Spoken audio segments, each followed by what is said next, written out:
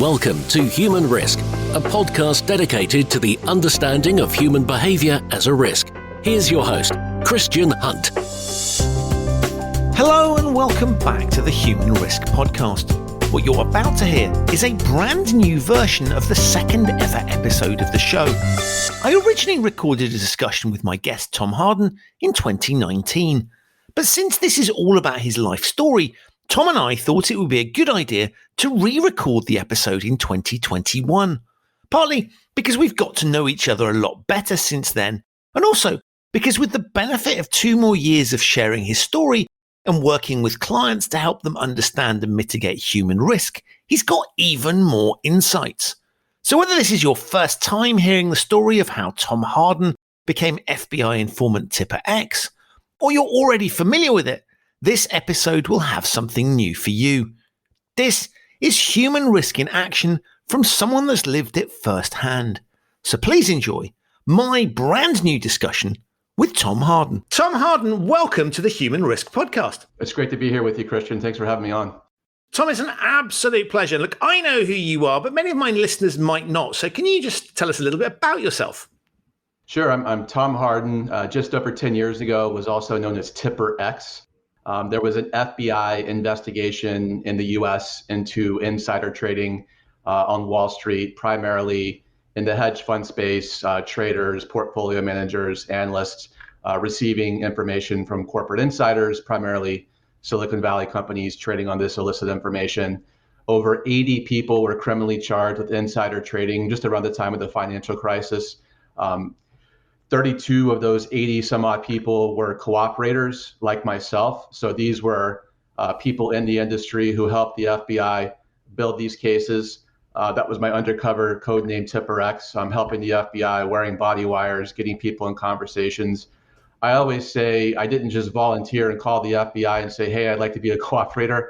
Of course, the only reason you cooperate is you also are charged with insider trading or securities fraud, which I was at that time as a young analyst, and we can get into that a little bit later. And then a few more years went by. In the summer of 2016, I got a phone call from the FBI after I had settled my case and was sentenced for my crime.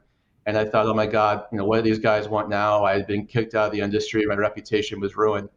And they said in the summer of 16, asked me to come talk to their rookie agents at the FBI in the white collar crime group about my case, because they were building some new cases in the summer of 16. So I went and spoke to the FBI, and a couple agents encouraged me then to go out and share the story. Over the past few years, I've been serving as a guest speaker, which started off sort of hedge fund compliance training because that was my industry. And then it's really spread now the last couple of years to kind of conduct training, conduct risk training, ethics training, primarily in financial services, and also launching some coursework during the pandemic, which I'd be happy to talk about too. Wow. So let's go back and explore this, because that is a fascinating story. So you're working for a hedge fund. Right. And you'll tell it better than I do, but you find yourself going to collect your dry cleaning and they've tapped you on the shoulder. What's happening? That's right. So I was going to drop off my dry cleaning in the summer of 2008. The FBI tapped me on the shoulder and said, we know about the 4 illicit trades I made. Could I help them build these bigger cases? But just to rewind from the FBI story, how did I get myself in that situation? My career began in the early 2000s, New York City hedge fund industry. I knew at that time, kind of by 2004, 2005, there were certain firms in the industry at that time blatantly trading on inside information that they would receive either from a corporate insider or a third party, like a friend who was an attorney or accountant, leaking information. It didn't really seem to be prosecuted at that time by the SEC. They were more focused on kind of pump and dump type of schemes at the turn of the century, about 20 years ago. I knew this was going on. Certain very well-known investors had analyst teams who really specialized in trading on inside information. It sounds crazy today to think about that existed at the time, but it did. I was aware of that as a young analyst in my early 20s, that this was going on in the industry. In fact, by 2007, the Financial Times actually commissioned a third-party firm to look at illicit trading activity in the stock market. 60% of listed companies who were acquired either by other strategic partners or private equity firms had these unexplained spikes in their share prices before this news came out. So it was clear this was happening. I didn't feel I ever needed to cross that line to be part of that industry. I was already doing well by the time I got to my late 20s as a junior partner at an up and coming hedge fund. I got a call from an analyst one day who worked for a guy named Roger Rottenberg, or previously did, who was charged with insider trading. He was probably the most famous person charged at that time. She told me about a deal coming up where a company was going to be acquired by a private equity firm. There was no gray area to this kind of, it was basically a tip, like out of a movie you might see in Wall Street or something, where this is happening next week. At that time, I didn't consider trading. I thought about it, but talked to another friend about it. Of course, he traded on it, so I'm tipping it to him. He said everybody, his firm was doing it.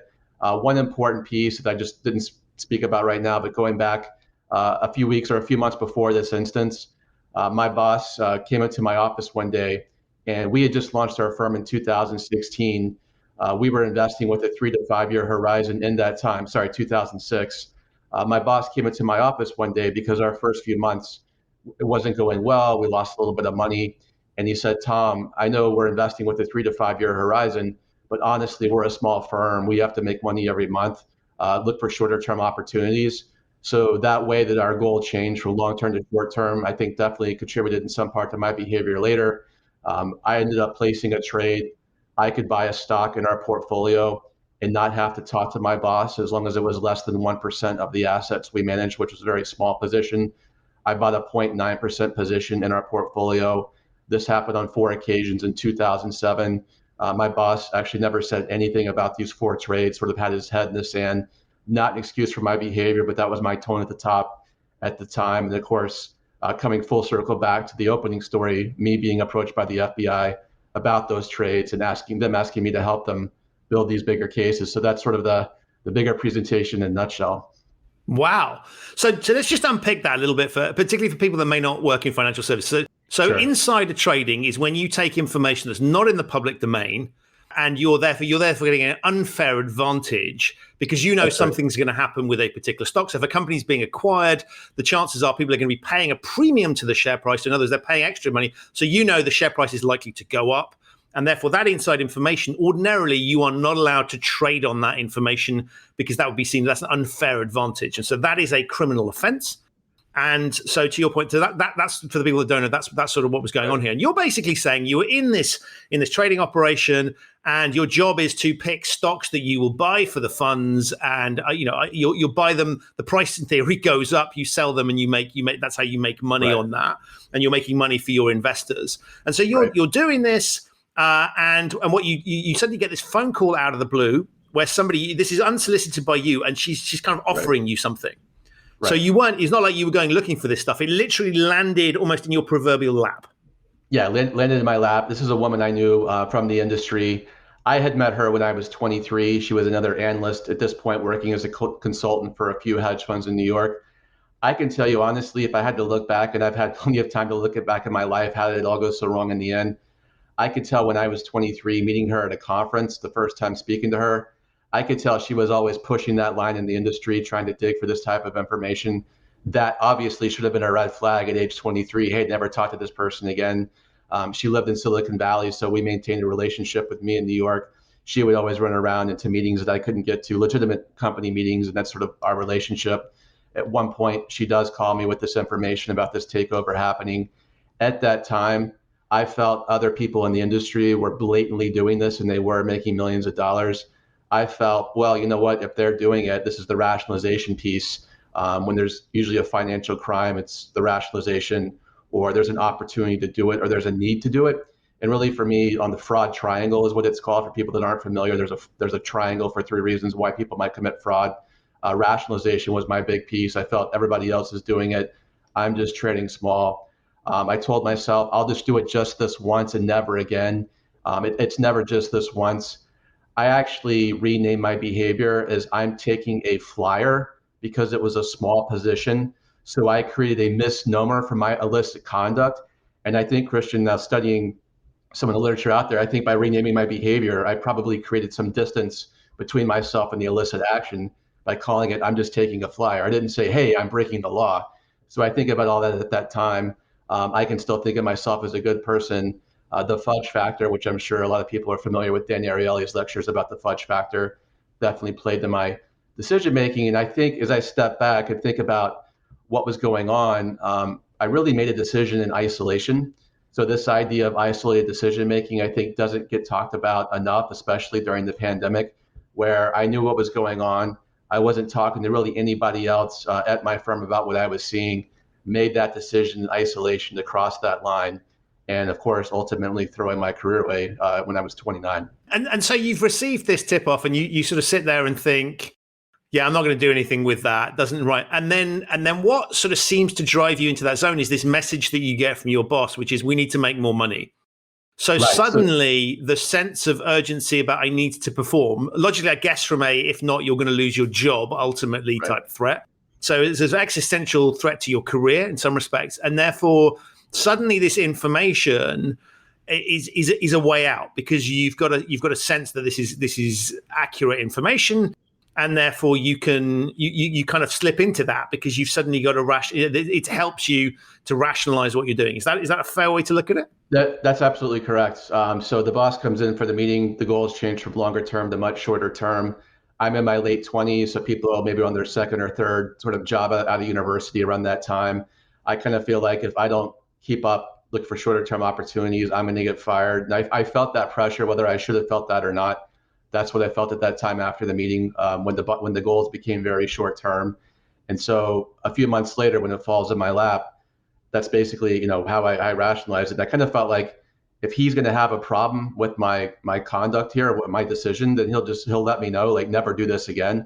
Or he'll say something because the stock was up 20 or 30% on the news of a takeover.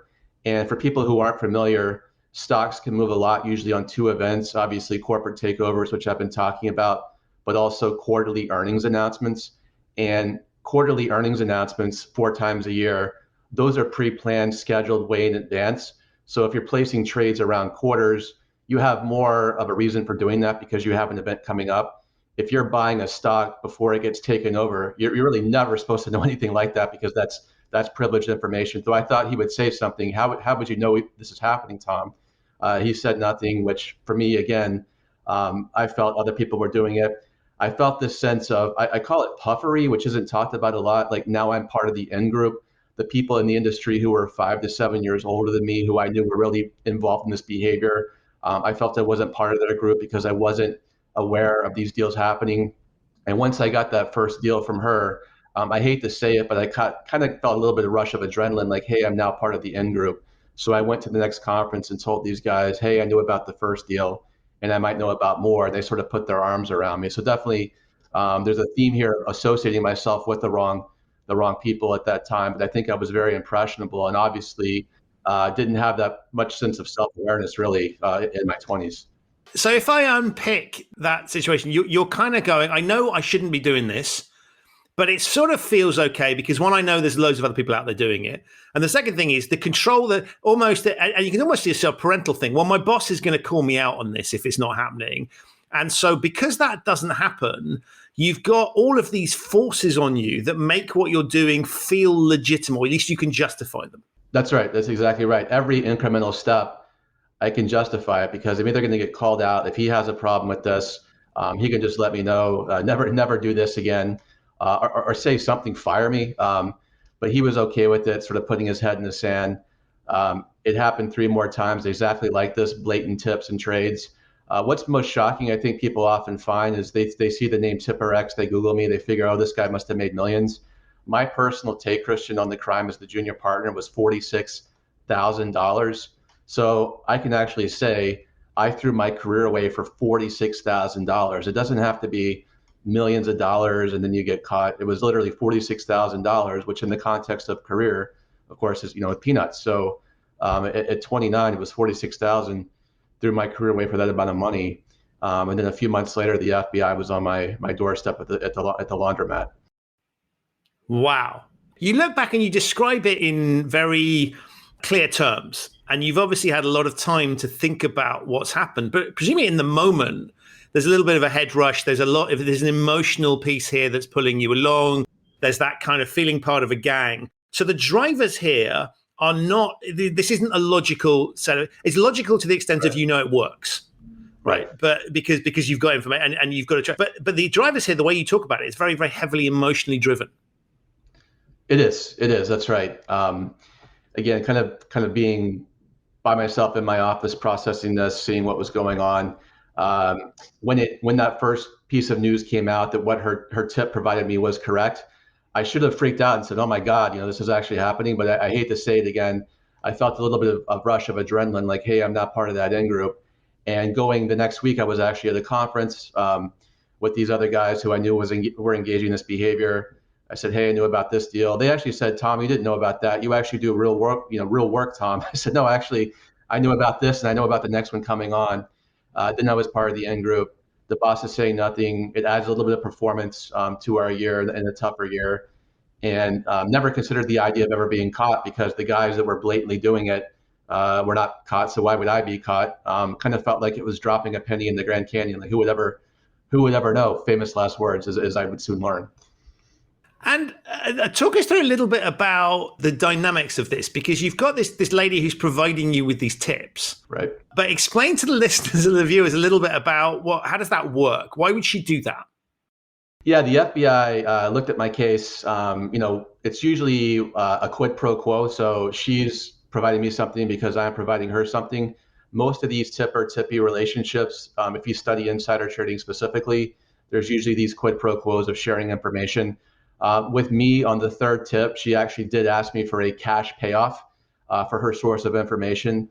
So I collected that from other people I was tipping, brought that to her so she could take care of her source of information who kept providing these tips. So there was a little bit of, I guess you'd call it quid pro quo there. But the FBI, the people I was talking to there once I was cooperating, they actually felt that she was 20 years older than me, that she was grooming me to maybe someday be in her position, or maybe I would be more helpful to her as I progressed through my career because she was so much older than me. That can sometimes happen, but it's usually not this type of situation where it's coming one way.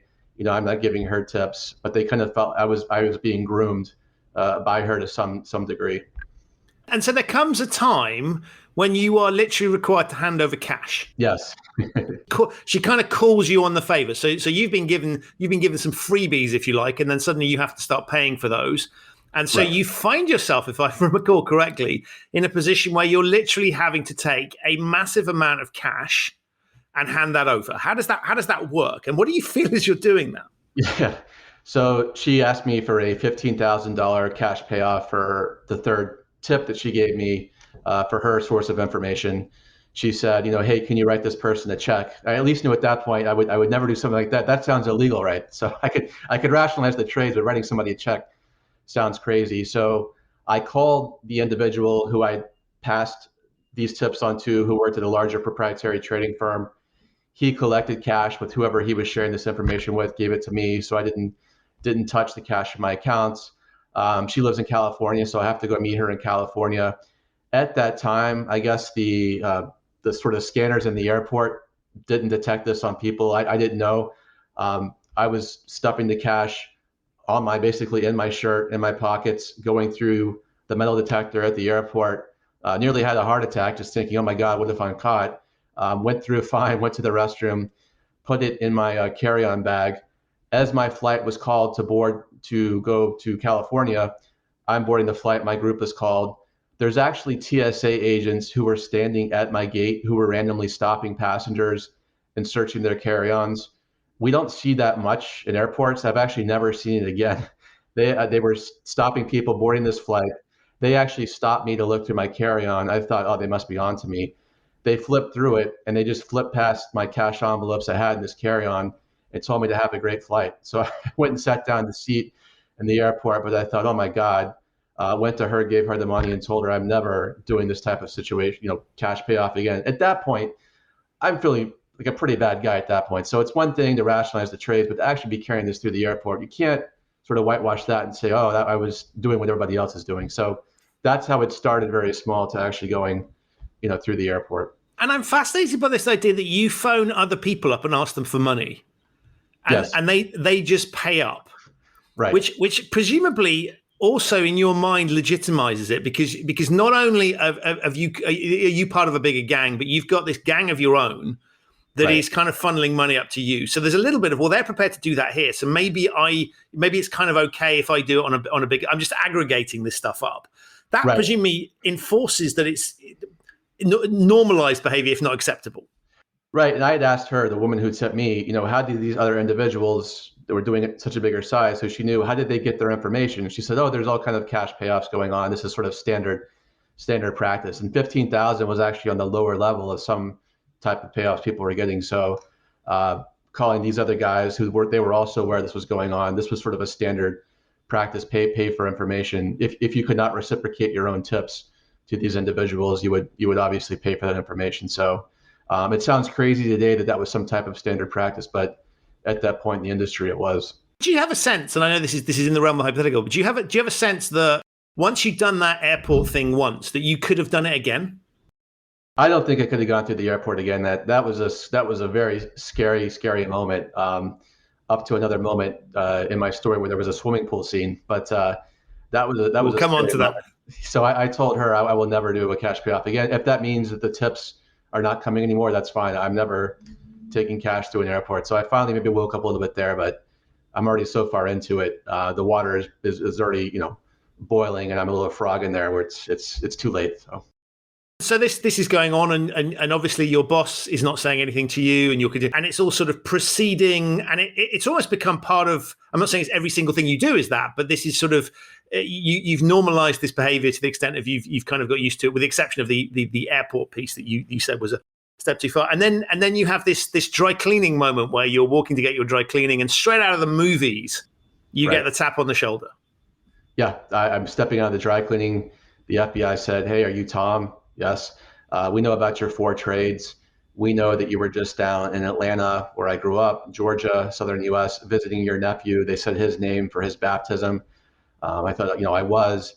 They said, we know about those 4 trades. We want you to help us build some of these bigger cases in the industry. Are you aware this is going on in the industry, Tom? I said, of course it's going on. You guys have finally figured it out, basically. But this has been going on for years.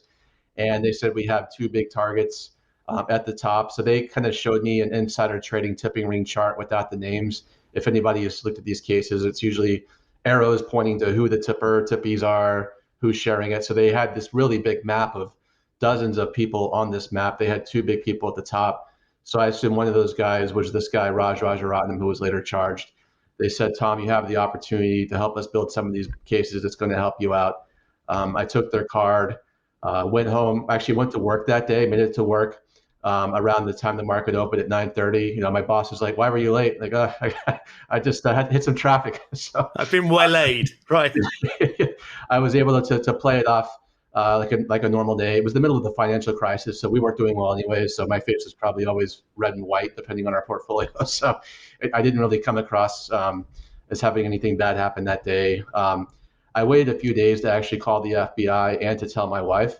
I was only allowed to tell her about this. I could tell nobody else, not my parents, not my siblings. So I could tell her. I waited a few days, called the FBI, said I would talk to them. I actually didn't talk to an attorney at all. I didn't consult counsel for a year into my cooperation. Then I talked to an attorney, but I did tell my wife about it a few days after it happened. And it was a Friday afternoon after work in New York City. Young couple after work. She was actually working at Lehman Brothers, so she had her own stories about 2008, which were pretty crazy up to this story I had. And how was your week? I said, well, let me go first this time. This happened to me. And she was thinking, I think she was thinking something worse, which in her mind would have been, hey, infidelity or something. But she said, oh my God, say that again. I wasn't expecting that. And she said, Tom, you didn't do anything to hurt me. And I think it's very rare for a spouse to take it that way in these situations. When you tell a spouse about a felony, 85% of marriages will end, understandably. But I was able to hang on to her. It wasn't easy, but at least telling her and having her supporting me. Most people in my situation don't have that. So I'm very lucky at least I had her to talk to over the course of my cooperation, which is just about to start to happen with the FBI working undercover. And talk us through that cooperation process. So you agree to support them, and then you become part of their gang, if you like, and they're giving you missions and things to accomplish. So in a sort of interesting thing, you've switched from one side to the other, And Right. you now have a new paymaster would be the wrong word, but you've got people issuing instructions. So your life, in many respects, has been taken out of your hands, and you're a kind of actor in these pieces. How does that FBI cooperation piece work? Yes. So the FBI says there's people of interest in the industry, much more interesting than I am. They did not tell me, here's the person we're going after. They said, Tom, who do you think are the worst actors in the industry? And I gave them a list of sort of 10 people who I felt by reputation were probably engaged in this behavior the most. It's not people I knew that well, but I told them, I think this person or this person, I'm 1 degree of separation removed from them. So maybe I could get to know them, get them in conversations. I was always coached by the FBI to get people in conversations about the stocks that they had traded illicitly maybe a few years ago, just to see what would the target say if they were ever asked as to why they made that trade. So when you're recording the conversation, and the wire that I wore was about an inch or two big, the recording device fit in my front dress shirt pocket, so I always had to have a shirt with a pocket on the front. I would talk to people, hey, remember that trade a few years ago you made, which was illicit? I'm just curious, like, what would you say if you were ever asked as to why you did that? Maybe I could say, hey, I made a similar trade. And I was just thinking about, like, what would I say if I was ever asked by, somebody outside the firm, the regulator, like, what would I even say? Try to get people making up a cover story at that point. Then the FBI could approach this individual with the recorded conversation where they're making up a cover story. So I approached several people this way over the next 2 years of my undercover cooperation. At first, the FBI told me I wasn't doing a good job because when I asked that question, sometimes if you were a target, you'd be very quiet, like sort of sizing me up. Why is this guy asking me this pointed question? I'd get uncomfortable and fill the silence. And the FBI would tell me, Tom, you're screwing up. You have to let the other person talk, even if it's very uncomfortable silence. I said, guys, it's my first time doing this, but it sort of got comfortable doing it and got pretty good at doing it, and getting some of the bigger people enough leads for the FBI where they could approach them and really start to build out the cases that they were looking to build. This must be tremendously stressful on you as an individual. Oh, absolutely. There was one instance where there was a person high up the FBI's list who I got in 12 conversations. He would say nothing. He would always change the subject. I kind of felt he was onto me at some point if I kept showing up for a coffee at a Starbucks, asking the same line of questioning. One Sunday afternoon, he gave me a call. He said, Tom, we need to have dinner tonight. We need to talk. I said, oh, this is interesting. It's a Sunday. I called the FBI. I said, this guy you've been trying to get me to get, all of a sudden wants to have dinner tonight, wants to talk. They got really excited. They met me at the train station in Manhattan, gave me this wire. This guy lived in a suburb of Manhattan. I took the train out, and this guy picked me up at the train station and said, Tom, good to see you. I brought swim trunks for you. We're going to go swimming at my mother's house. So here's a guy who I knew was corrupt, who now wants me to go swimming with him because he feels I'm wearing a wire. I got into his car. I played it cool. I was used to wearing the wire. We drove to this old mansion. I excused myself to go disrobe in the restroom. He was disrobing in the room. He wants to see if something was taped to my chest. It was in my front shirt pocket. I put these swimsuits on in the restroom, came back out. The wire at that point was in my jeans on the bed in there. So the conversation later wasn't recorded. We got into the swimming pool. He says, Tom, you've been acting kind of weird the last year. I have to ask you a question.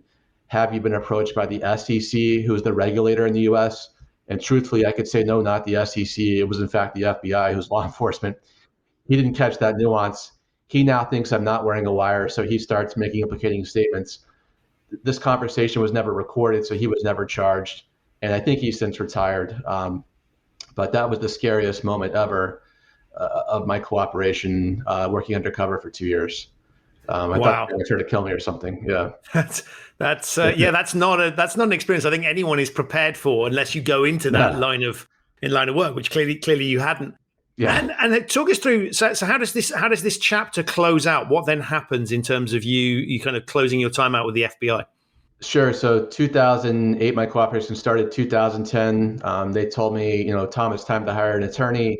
So my attorney was kind of shocked that I had talked to no attorney over the year plus of my cooperation. So it's very unprecedented. I said, again, it's sort of this recurring theme. Hey, it's my first time doing this. I'm just sort of playing along, doing what I think is right, helping the FBI come talk to you. At that point, the FBI felt they had used me as much as they could, so they were going to release my name to the public. That was a very hard day. Tipper X was revealed in 2010. So now anybody that knew me in any professional capacity was freaking out. Not that they did anything illicit, but if you just knew me or we were friends or talked about, stocks occasionally, they were all put through the ringer, of course, by compliance. So we go back and look at all their emails and say, why do you know this guy, Tom? And of course, they had no idea I was up to this. So I disappointed, everybody that knew me thought I would never be involved in something like this. The reporters were coming by my house. At this point, I had left my firm. I had a newborn baby. I was sort of a stay-at-home dad at this point, coming asking for a quote. It was a 24-hour news story at that point. The next day they moved on to something else. But I had this sort of scarlet letter of Tipper X now hanging over me. Whenever you Googled me starting in 2010, this was out there. Got defriended by a bunch of people on, connections on LinkedIn and Facebook, understandably. And so wasn't sentenced until 2015. So it took another 5 years to be sentenced. It just kept getting dragged out because the courts in the US had to sentence everybody else I helped the FBI with before they could get to me. Finally got to me. I got no prison sentence because of my cooperation, but of course they weren't going to drop the felony. So I still looked at life as a convicted felon with pretty low prospects. It's almost like a white collar felon is looked at more poorly than a blue collar or violent felon, where a violent felon maybe is born in a terrible life situation or a terrible neighborhood where you're in a gang, but that's sort of who you surround yourself with, but they can't control it. But me, Ivy League educated in my 20s, I should have known better. So it's almost like the scarlet letter. I don't know if it's worse, but it's definitely significant in terms of finding future employment opportunities. And the FBI would call me a year later.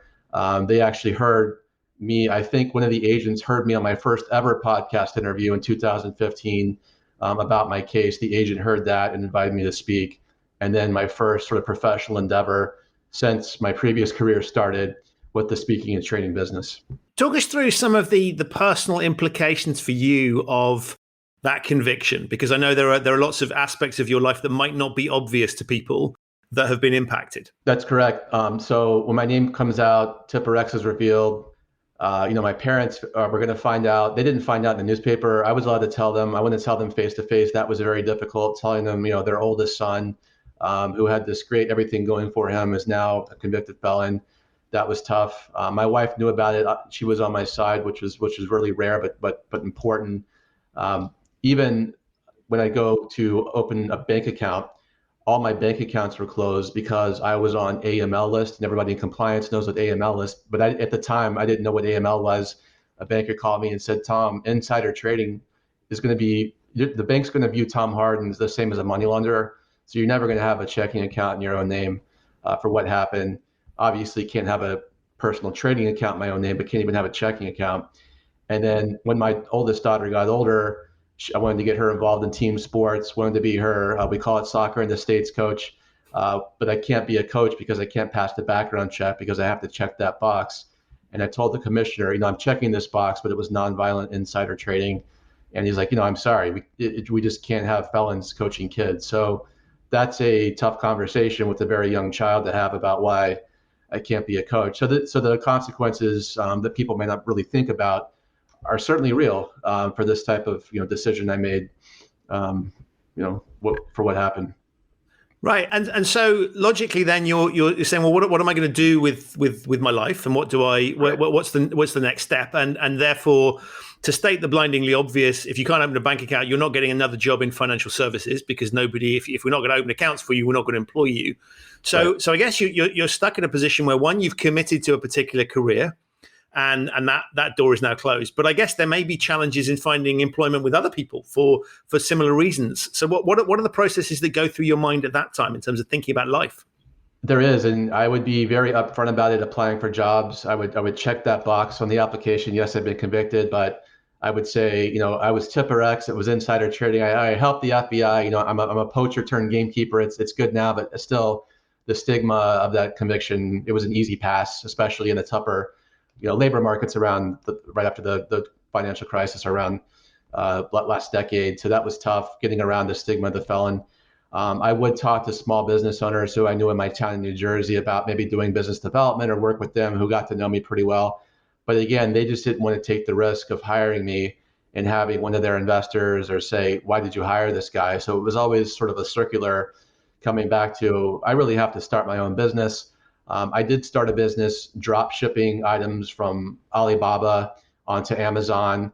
A few years ago, you could really arbitrage the prices on Alibaba and Amazon for, little household knickknacks, that type of thing. I didn't think it was scalable. I was scaling it up a little bit to where I thought it might be something real until my Alibaba suppliers started hijacking my Amazon listings whenever my listing would sell really well. So that business was kind of back to ground zero. I looked at other solopreneur opportunities. How does one person start a business with a felony? I kept just running in circles. Never thought about speaking about my crime. To be honest, I was actually turned off by people that did that in the past. At the turn of the century, we had the big scandals in the States with the WorldComs and the Enrons. A couple of those executives had sort of gone out what they called the mea culpa tour. I didn't really buy into that. I felt a lot of them didn't really accept responsibility and would go out to see a paycheck. But when I spoke at the FBI and they gave me the encouragement to do it, I thought, well, if they're okay with it, then I should at least give this a shot. So I cold emailed every CCO in New York City, hey, I'm Tipper X, a catchy subject line. Could I come talk to your company? One guy responded, he said, I hope this isn't a tutorial on how to do it. I said, no, that's not what this is about. But then one guy brought me in. And then once he brought me in, I said, could you just give me a referral to 3 of your colleagues in the industry? And that's how that built out word of mouth. And at some point, we connected at your former employer for a great presentation. So I've been doing that with some of the banks around conduct training. And that's kind of how it spread. And also into the ethics world, which is really interesting world to be in. And I can touch on that a little bit. And so the idea here really is that you want to put yourself in front of people to talk to the younger Tom and equivalents and say, this is my story. And almost to highlight, to make this real, because as you've explained with a lot of these dynamics, you think you're not going to get caught because you're a small fish in this thing. And they don't seem to be catching people doing this anyway. And how bad can it be? And actually, because of all the dynamics you talked about, how easy it is to find yourself falling into this, there's a benefit to somebody who has been through this experience talking about it. And so the idea here really is we can send you on as many compliance training courses as you like. Let's have somebody that's really gone down this route that can really talk with personal experience. And that's what you bring to these sessions. That's right. So it's a real world sort of case study into misconduct.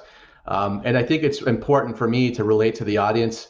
Sometimes I'll go into a talk and I can tell, maybe a certain section of the audience, I can feel that body language that they're sort of second guessing me. Why did we bring this guy in? Why would we pay a felon to hear his story? But then the reveal in the talk, when I talk about, you know what, I just rationalized it. I crossed that line. I've been able to cross lines my whole life, to be honest. I started speeding when I got my driver's license when I was 17. A little bit, not much over the speed limit, but enough where my friends told me I could go 10 over and not be pulled over. When I was at age 21 in university, there was a thing called Napster. Really date myself here on what Napster is. Have to explain that to the new generation. But they said, I was stealing music then, but just doing it a few times a week. So trying to relate this behavior to crossing lines, breaking what I felt were small laws early in my life, up to this point where I saw a law that I felt was not being enforced at the time, where I could do it again. People, sometimes the body language changes there where they're more accepting, like, oh, I can kind of see how it all happened. I used the word, this was an immaterial trade. This was just a flyer. When people use these types of reduction words, like, all I did was, or merely, or not more than, that's something we see a lot kind of when somebody's asked about their misconduct. Well, I was just doing it small, or that type of thing. You're trying to minimize your misconduct. And so those types of things I've been able to tease out of my talk that are kind of universal for a lot of situations. Using this sort of reduction word, it was very interesting a couple of years ago at Tom Hayes' trial for LIBOR when he said, I was only requesting small, imperceptible changes in the rate. So the word imperceptible, immaterial is what I used. I kind of start putting it together where it's sort of like the sixth sense, like, oh my God, this wasn't just me. This is going on all over, in different types of scandals, different types of situations. If I can pull out sort of those familiar vignettes for my whoever was in my audience, what they might understand, that's gone over really well too. So it's my story, but also here's how it applies, to you people in the audience today for what you might encounter or what's happened recently in the past, more recently as LIBOR was than with the insider trading. And one of the things I think is fascinating about you, and I compare that to, there's a lot of people out there that have basically ended up in jail or have had to be subject who don't seem to want to own responsibility. And so the narrative is always, this is, the system was against me. There's always a sort of rationale. What's fascinating about you is that you own the story. Right. And that you talk about it, you explain the circumstances and provide that context in which the sort of, that is the there but for the grace of God type story for the rest of us. But you also own your own behavior. Now, that's not, one, that's unusual, but two, that cannot have been an easy process. How did you start to even think about that? Because it would be much easier to blame someone else and to find excuses. And yet I think the interesting thing is you don't do that. How did you go about managing that, and how do you think about that in terms of your work? It was a process. I started speaking in 2016, 2017. Had I started speaking in 2010, 2011, I wouldn't have been able to do it. I think I felt sort of some stages of anger a little bit. Why wasn't that guy at the swimming pool who I mentioned? If the FBI, if he was at the top of their list, why didn't they get him? Why'd they get me? Why is this guy? This guy wasn't charged. That really got me nowhere though. Why me? Why this guy? Why that person? Why is that person still working? So I was able to work through that. My wife is great, saying, "Tom, you're not going anywhere with this. Why that person? Not that person. Why me?" So I got through that stage of sort of anger. Why was it me? And then it kind of got to, well, I could only focus on what I could control. So what I did when I couldn't work was I really focused on my health. I got really into long distance running, marathons, even ultra marathon races. I think that helped kind of like have some time to think about, all right, I can control this part of my life when everything else sort of is out of my control a little bit with the employment piece of that, but I could focus on what could I control. And then by the time the FBI called me, my first speech at the FBI was not as refined as I try to make it today. They encouraged me, of course, to go out and read several of the great works kind of in the behavioral ethics area about why good people do bad things. That really opened my eyes to, hey, it's just not me, it's other people. But to your point, Christian, you do have to accept responsibility, which is rare. I find people in my situation sometimes say they made a mistake. And I say, no, you made a bad decision. If you're saying you made a mistake, that kind of means you didn't know you were doing it. I hear people say it a lot. You might hear somebody like me say, I just made a mistake. And like, no, you made a bad decision. You knew you were doing it, but you have to own it. And so I feel like when people say a mistake is a bad decision, they're not really owning it. Again, they're creating that distance between actually owning it, a bad decision. So I think that's not really talked about enough, but like the difference between a mistake and a bad decision is pretty important to get my head around that, to grasp that and be able to move forward. And so you've now developed an expertise in really thinking about why do we make bad decisions? How do these things happen? What are the environmental factors that contribute to it? We've heard that in your explanation of your story. It wasn't just sort of this happened. You've really focused on the drivers and those individual elements and so now that's taken you into this field of ethics and thinking, broadly speaking, about how do we deal with things that are less clear. And I wonder, can you talk a little bit about your work, and that's how you think about that, and how you work with companies to help them look at these topics? Sure. So my work kind of spans the compliance and ethics realm. Sometimes it's more insider trading specific. Sometimes it's more general ethics. What I find interesting in the ethics field is there's a lot of practitioners or trainers out there who are really focused on ethical dilemmas. So how do you choose between two rights? Or if you have two wrongs, how do you choose the lesser of two wrongs in a decision? I don't see many people talking about the moral temptation. So I always make the point, mine was not an ethical dilemma between should I do what this woman is telling me? That's a right and a wrong. I think sometimes people think like, well, if I have a moral temptation, I'm always going to do the right thing. I would never do the wrong thing. And that's where I can kind of open up my training, kind of where I fit in to let's talk about moral temptations. There was a study that I've cited in my ethics training. It's not coming to me right now, but it was around 2017 where a group of professors looked at all the scandals in a 30-day span in the Wall Street Journal. Just open up the Wall Street Journal, find the first scandal. And they were interested in, was this an ethical dilemma where it was like a right and a right, or was it a moral temptation? And they found 47 scandals over 30 days. I'll have to send it to you later. All 47 scandals in the 30 days were all moral temptations where the executive should have known right and wrong and chose the wrong every time. So I talk about, why do we choose the wrong sometimes? Why do we rationalize? What is the self-talk? I think it's really important for people to have self-awareness, have self-awareness about yourself, but then also how you're perceived, how other people perceive you outside of yourself. I can say I had no self-awareness. I had no mentors in my 20s. I think it's important for companies to have at least some type of informal mentor-mentee program. People can kind of have that voice to talk to when they see something in their industry that may be, going in the wrong direction. At least just let's talk about it. It might be an uncomfortable situation. It might be a decision that you've made that was bad, but at least talk about it. So I think that's the key piece that doesn't get talked about enough: the moral temptation versus the standard sort of ethical dilemma. And one of the things I think is amazing is the effect you have on people. And this idea almost that I would call mirroring, which is really you tell your story.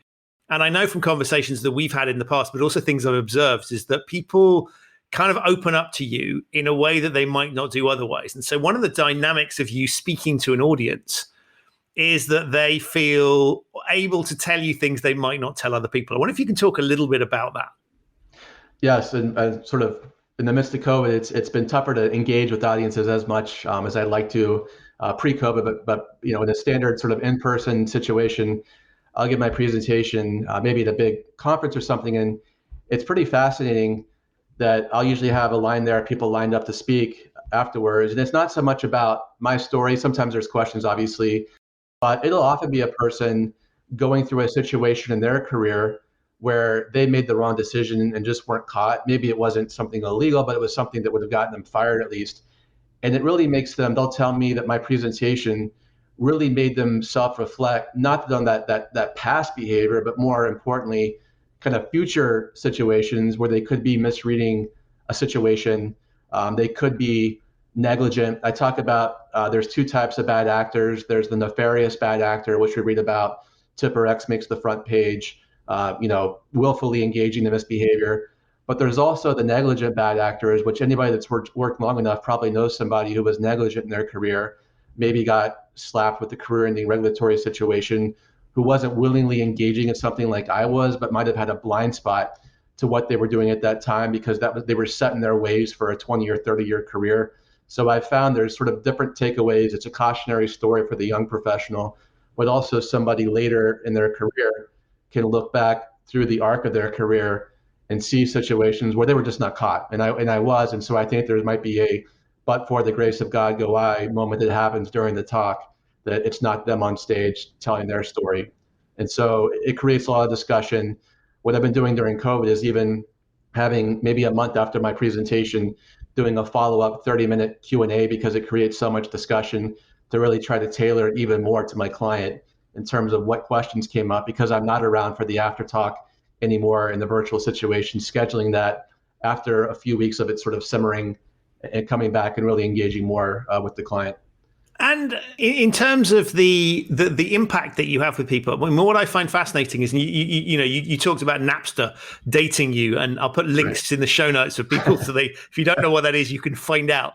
Yeah. But there's something fascinating about this. This goes to the heart of the human condition, and that in many respects, your story is just an experience that has context and names and characters, but actually is interesting because the drivers of that are universal drivers that would apply to people in different situations. So you don't, it helps if you understand a little bit about hedge funds and trading because your story becomes a little bit more alive. But actually the basic idea of somebody doing something they shouldn't and getting carried away with that and having to deal with the consequences of that is universal to the human condition. So I think there's something fascinating here as you go in your journey is you've explored that in yourself and you're helping other people to think about that. And therefore, the context in which the conversation, yes, it's got hedge funds and trading and insider dealing associated with it, but actually there are a much broader set of contexts in which this is valid. That's right. I mean, I've had so many conversations with people after these talks. Now it's sort of my fourth or fifth year doing this, and it doesn't even have to be a misconduct situation. It's just something in somebody's life that's been a life-altering, maybe a career-altering event where it's really destroyed them, or it's ended a marriage or a stranger relationship with a friend or something that's really sidetracked their life that isn't as public as my story in the Wall Street Journal. But having these conversations with people, and what I've learned on the human side is these situations can define you the rest of your life. You can let it define you. It can totally destroy you. And plenty of people in my situations completely destroyed them. And I would say I was in the destroyed part of this for a good part of the early part of the last decade, where I felt I was destroyed and defined by it. Or you can choose to develop from it. And not many people would actually want to lean in to the bad part of their life. I mean, who wants to talk about the worst thing you ever did? And I always sort of put that out there at the beginning of my talk. Hey, I don't know anybody, and here's the worst thing I ever did, to kind of put people at ease.